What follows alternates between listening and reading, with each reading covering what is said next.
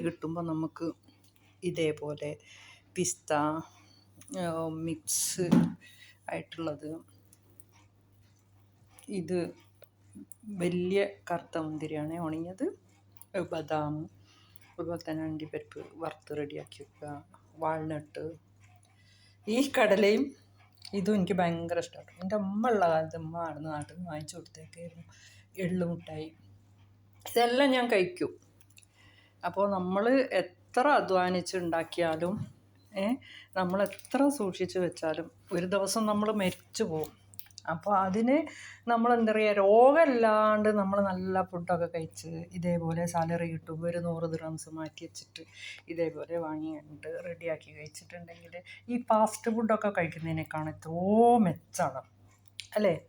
അപ്പോൾ അങ്ങനെയൊക്കെ ഒന്ന് ചെയ്ത് നോക്കി. അപ്പോൾ ആൾക്കാർ വേണമെങ്കിൽ പറയും ഇത് ഇവൾക്ക് പൈസ ഉണ്ടായിട്ടാണ് അങ്ങനെയാണെന്ന്. പൈസ ഉണ്ടായിട്ടൊന്നുമല്ല, നമ്മൾ അതിനെ മാറ്റി വെക്കുക ചെയ്യുന്നത്. നമ്മൾ എത്ര ആർക്ക് കൊടുത്തിട്ടുണ്ടെങ്കിലും നമുക്ക് ലാസ്റ്റ് അവർ നമ്മളെ തോൽപ്പിക്കുകയുള്ളൂ, വിജയിപ്പിക്കില്ല. അപ്പോൾ നമ്മളെന്ത് ചെയ്യുക, നമ്മളെ ഹെൽത്തി ആയിട്ട് നല്ല പവറിൽ നിൽക്കുക, മറ്റുള്ളവരുടെ ജീവിതത്തിലേക്ക് കിടക്കാണ്ടിരിക്കുക, സംസാരിക്കാതിരിക്കുക. എനിക്ക് ലൈക്കോ കമൻറ്റോ കിട്ടാൻ വേണ്ടിയിട്ടൊന്നുമല്ല ഞാനിതൊന്നും ചെയ്യുന്നത്.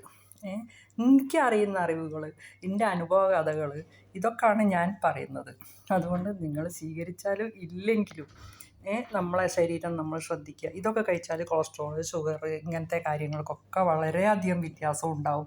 നമ്മളെ ഹെൽത്തിയാണ്, നമുക്കൊരു പവർ ഉണ്ടാവും, നമ്മളെ എന്താ പറയുക, നമ്മളെ ബോണിനൊക്കെ നല്ല ഒരു ഇതുണ്ടാവും. ഒക്കെ നിങ്ങൾക്ക് അറിയാലോ, വാൾനട്ടൊക്കെ കഴിച്ചിട്ടുണ്ടെങ്കിൽ നമ്മളെ തലച്ചോറ് നന്നായിട്ട് പ്രവർത്തിക്കും. അങ്ങനെയൊക്കെ ആയിട്ട് നമ്മൾ നിൽക്കും. അതുകൊണ്ട് സാലറി കിട്ടുമ്പോൾ ഇതേപോലെ 10 ദിർഹം വെച്ചിട്ട് വാങ്ങിയിട്ട് നിങ്ങൾ ബോട്ടിലാക്കി വെച്ചോളൂ. ഈ പുറത്ത് പോയി ഫാസ്റ്റ് ഫുഡ് കഴിക്കുന്നതിൽ ഏറ്റവും നല്ലതാണ്.